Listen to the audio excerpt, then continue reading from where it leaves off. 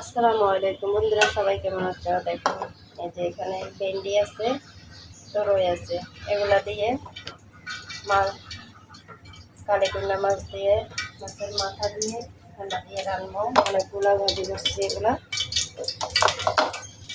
আজকে তোমাদের সাথে এটা শেয়ার করবো। আমার ভিডিওটা ভালো লাগলে অবশ্যই লাইক দেবেন, কমেন্ট করে অবশ্যই জানাবেন। সবাই সাবস্ক্রাইব করে রাখবেন নতুন নতুন ভিডিও পেতে। তো আমি বেশি বড় করে ভিডিও করি না, শর্ট করে করি। তো কম করা হয় মাঝে মধ্যে, যে একটু ব্যস্ত থাকি, এই কারণে ব্যস্ততার কারণে রান্নাগুলো সবগুলো দেখাইতে পারি না। তো এখন পেঁয়াজ রসুন সবগুলো দিয়ে দেবো, আদা সহ এখানে।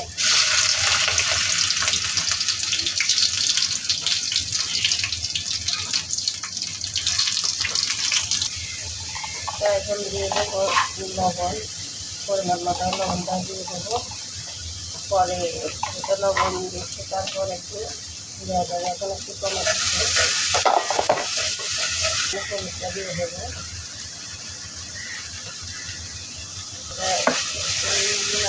করে এরপর চালটা দিয়ে দেবো।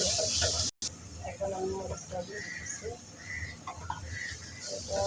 এখন আমি মশলাটা দিয়ে দিলাম।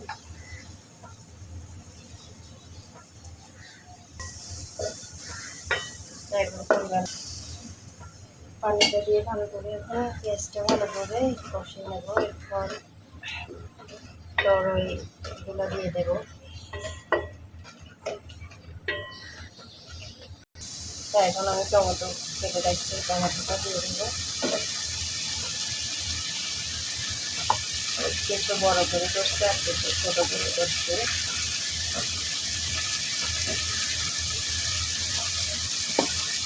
এখন আর একটু পানি দেবো। পানিটা দিয়ে তারপর পেঁয়াজের জলের কালারটা অনেক সুন্দর হয়েছে। এখন আমি এগুলো দিয়ে দেবো। এগুলো একটু কষিয়ে পর মাছটা দিয়ে দেবো।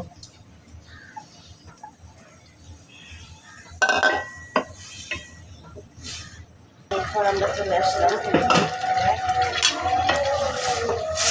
কালারটা অনেক সুন্দর হয়েছে। এখন মাছটা দিয়ে দেবো আমি।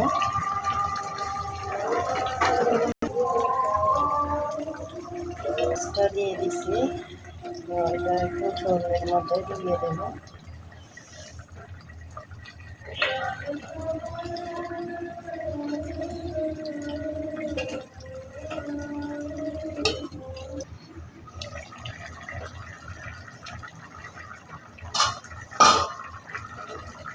এটা এখন একটু ভালো করে একটু সাথে একটু ঘুরিয়ে দেবেন, ঝোলটা যেন মাছের ভিতরে ঢুকে যায়। দেখুন যে তরইটা আর এই যে এখানে ভেন্ডিটা হয়ে গেছে একসাথে, এটাও নরম হয়ে গেছে, তরইটা হয়ে গেছে এখানে। তো কালারটা অনেক সুন্দর হয়েছে।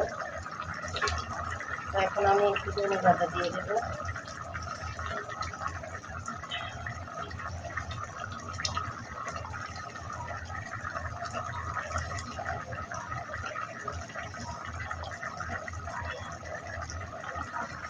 তো আমার ভিডিওটা ভালো লাগলে অবশ্যই সবাই সাবস্ক্রাইব করে রাখবেন, কমেন্ট করে অবশ্যই জানাবেন আমার তরই দিয়ে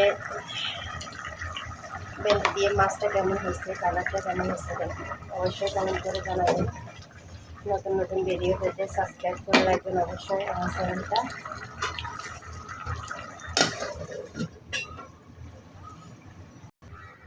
অবশেষে হয়ে গেল। এই যে ধনে পাতাটা দিয়ে আর একটু জাল দিয়ে ফুটিয়ে নিয়েছি আমি কিছুক্ষণ।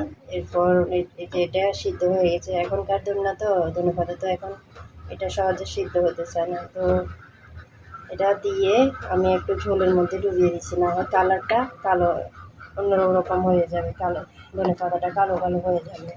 এই যে দেখুন আমার রান্নাটা কেমন হয়েছে অবশ্যই কমেন্ট করে সবাই জানান। আসসালামু আলাইকুম।